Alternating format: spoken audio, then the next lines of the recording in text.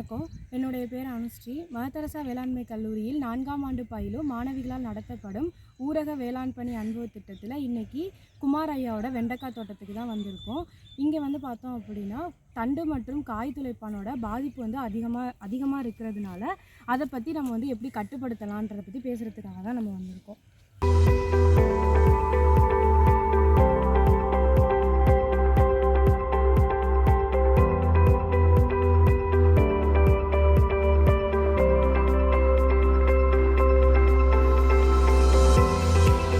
காய்த்துளைப்பானோட தாக்கத்தை இனக்கவர்ச்சி பொறியை பயன்படுத்தி எப்படி கட்டுப்படுத்தலான்ற முறையை பற்றி பார்க்குறதுக்காக தான் இங்கே வந்திருக்கோம். உங்கள் பேர்? குமார். நீங்கள் என்ன போட்டிருக்கீங்க?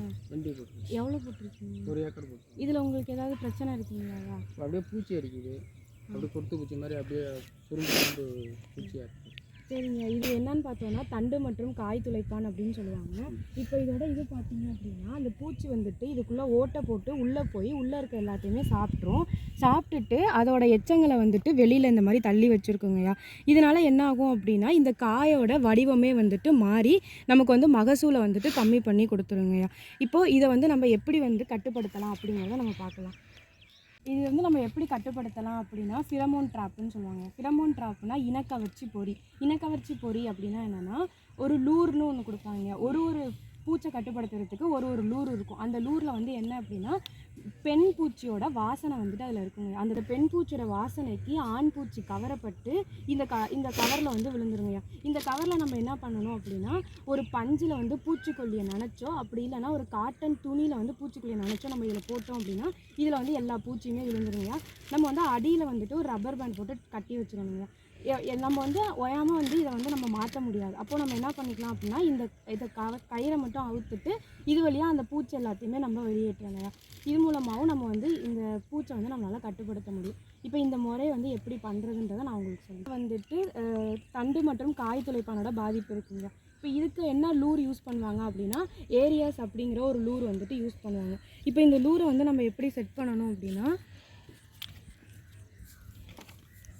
இதுதான் அந்த பெண் வாசனை உள்ள அந்த லூரை நம்ம இதில் வச்சுட்டு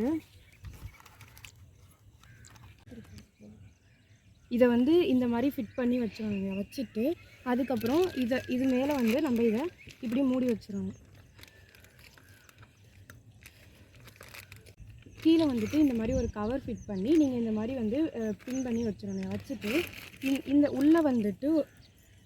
உள்ளே வந்து ஒரு பஞ்சோ அப்படி இல்லைன்னா ஒரு காட்டன் துணியோ நனைச்சி பூச்சிக்கொல்லியில் நனைச்சி நீங்கள் உள்ளே போட்டுட்டு இந்த இடத்த வந்து நீங்கள் கட்டி வச்சுருங்க.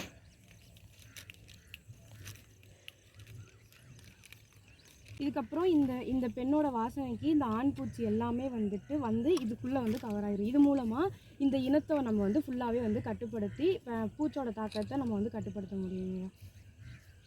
இது வந்துட்டு மொத்தம் எவ்வளோ வைக்கலாம்னா ஒரு ஹெக்டருக்கு 12 வைக்கலாங்க. ஒரு ஏக்கருக்கு 3லேருந்து 4 வந்து நம்ம வைக்கலாங்க.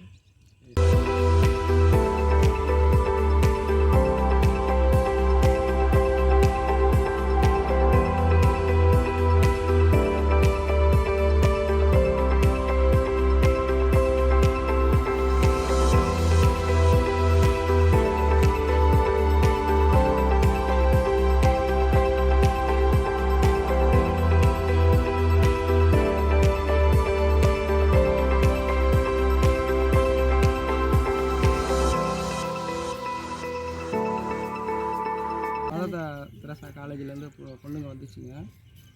அது இந்த வயலுங்களில் எப்படி இந்த பூச்சியை கட்டுப்படுத்துறது என்னன்றது அது எனக்கு சொன்னாங்க.